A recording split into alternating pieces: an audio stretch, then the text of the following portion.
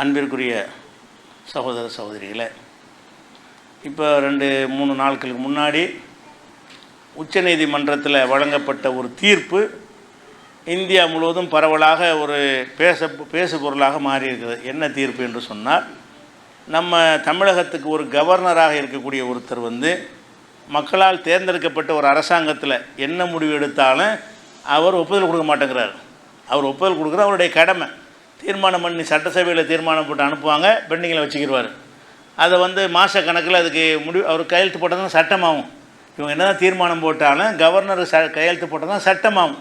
அப்போ அவர் என்ன செய்கிறாருன்னா, கவர்னராக நமக்கு எல்லா பவர் அதிகாரம் இருக்குதுன்னு நினைத்து கொண்டு தடுத்து கொண்டு வந்தார்.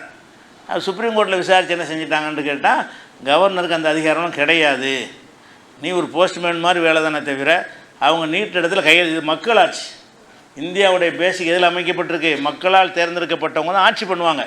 நீ மக்களால் தேர்ந்தெடுக்கப்பட்ட ஒரு ஆள் கிடையாது. கவர்னர் நம்மளால் தேர்ந்தெடுத்தோம், ஓட்டு போட்டால் தேர்ந்தெடுத்தோம், ஒரு அரசாங்கத்தில் போய் நியமித்தாங்க. அதனால் உனக்கு அதிகாரம்லாம் கிடையாது. அவங்கள்ட்ட எந்த தீர்மானத்தை போட்டு அனுப்புனாலும் அதை என்ன செய்யணும், நீ கையெழுத்து போட்டு ஆகணுன்றது காலக்கெடலாம் நிர்ணயித்து இதுவரைக்கும் நிறுத்தி வச்சுருந்தாங்கல்ல, அதையெல்லாம் கோர்ட்டை நினைஞ்சிருச்சு, நீங்கள் சட்டமாக்குங்கன்னு சொல்லி அனுமதி கொடுத்த ஒரு காட்சியை பார்க்குறோம்.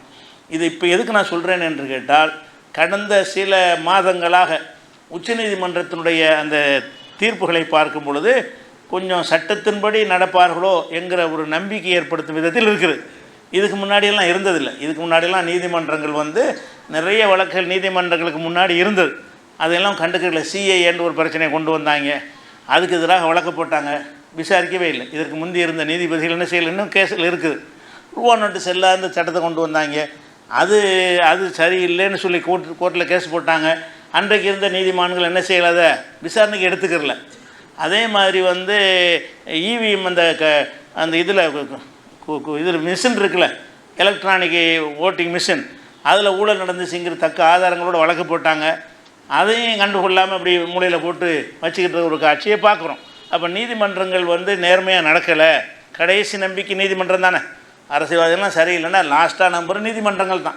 அப்போ நீதிமன்றங்கள் பாபர் மசூதி தீர்ப்புக்கு பிறகு நம்ம பார்த்தோம்னு சொன்னால், அவங்க நீதியை வழங்கக்கூடிய ஒரு பொறுப்பில் இவங்க இருக்கவில்லை என்பதை பார்க்குறோம்.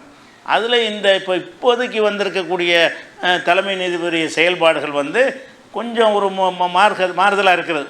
இந்த கோயிலெல்லாம் பள்ளியாசெல்லாம் சோதனை பண்ணணும், சிவலிங்கம் இருக்கான்னு சோதிக்கணும், அப்படி இப்படின்னு சீல் வச்சுக்கிட்டு இருந்தாங்க. அதெல்லாம் தடுத்தார். அந்த கேஸ் இவனும் போடக்கூடாது. இனிமேல் என்ன செய்யக்கூடாது, அந்த பள்ளி கோயிலாக இருந்துச்சு, இந்த பள்ளி கோயிலாக இருந்துச்சுன்னு எந்த கேஸ் படுத்தாலும், எந்த வழக்கு கொண்டு வந்தாலும், எந்த சிவில் நீதிமன்றங்களும் அந்த வழக்கை எடுத்துக்கொள்ளவே கூடாதுன்னு சொல்லி நினைஞ்சார். ஒரு அதிரடியான ஒரு விஷயத்தை தீர்ப்பளித்த ஒரு விஷயத்தை பார்க்குறோம்.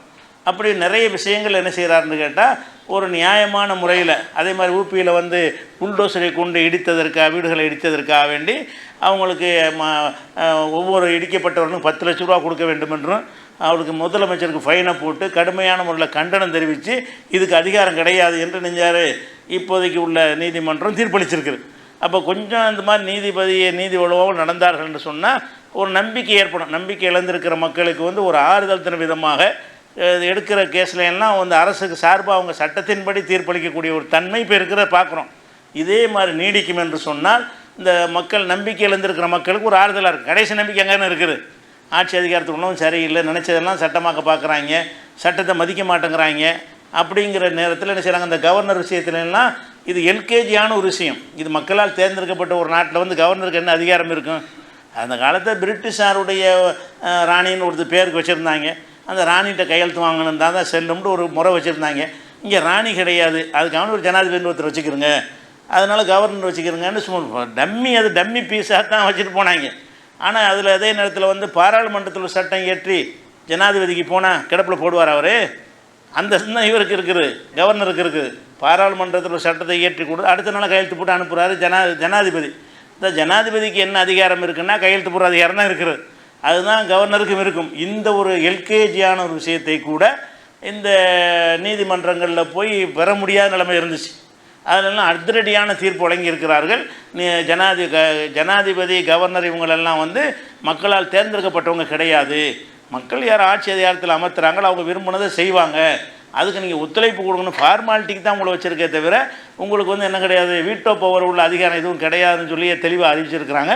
இதே மாதிரி இந்த நீதிமன்றங்கள் தங்களுடைய நடவடிக்கையை மாற்றிக்கொண்டு சட்டத்தின்படி நடந்தார்கள் என்று சொன்னால் கிடப்பில் இருக்கிற இந்த வழக்குகள் எல்லாம் ரூபாய் நோட்டு வழக்கு, சிஏஏ வழக்குன்னு சொல்லி கிடப்பில் இருக்கிற வழக்குகள்லாம் தூசி தட்டி எடுத்து நியாயம் வழங்கினார்கள் என்று சொன்னால் நம்பிக்கை இழந்திருக்கிற மக்களுக்கு மீண்டும் நம்பிக்கை ஏற்படும் என்பதை ஒரு தகவலாக சொல்லிக் கொள்கிறேன். அஸ்ஸலாமு அலைக்கும்.